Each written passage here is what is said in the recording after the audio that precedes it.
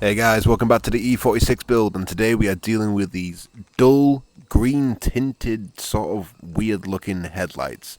This just happens with age. I don't know if it's algae or stone chip that's came up and hit the surface or whatever, but the easiest way to get these back to being nice, shiny and new looking is to just sand them down. Now, when using this 400 grit, you want to sand until you get a even surface and even colour across the whole thing. I noticed when I was sanding these, I could almost see a line moving down. You want to make sure that line's completely gone. Give it a spritz with some water. Well, this isn't water, this is rubbing alcohol, but give it a spritz with either water or rubbing alcohol. I just use rubbing alcohol because it evaporates quicker. And you'll be able to see and tell if it's gone, really. But yeah, after we're done with that, we're just going to move up the grits and we're going to make sure we are changing our sanding direction. So when we move on to the next grit, we can tell if we've, done enough sanding. Because once this is all sanded off and we give it a squirt down, we'll be able to have a look and see, can we see any diagonal lines? No, all the lines are running sideways, so that means we can move up to the next grit. And we're going to be taking this all the way up to 3000 grit.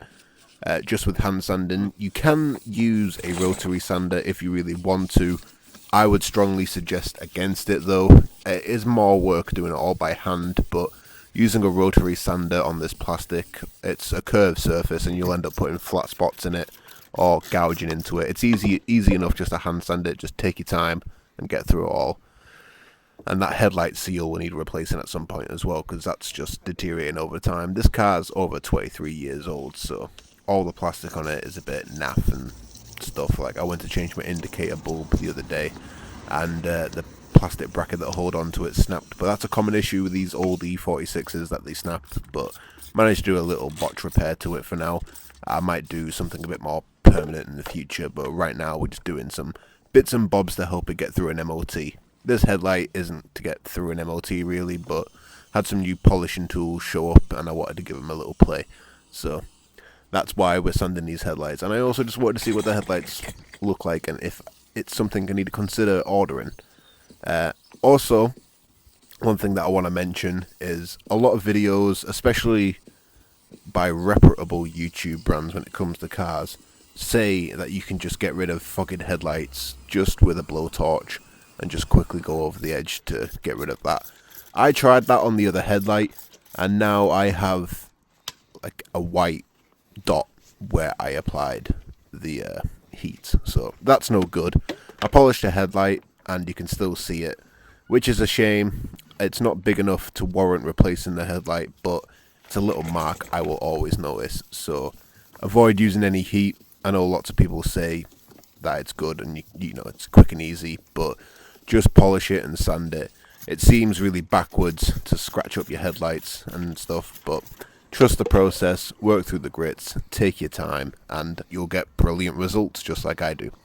So, we're about halfway through it now, making sure that everything's nice and solid.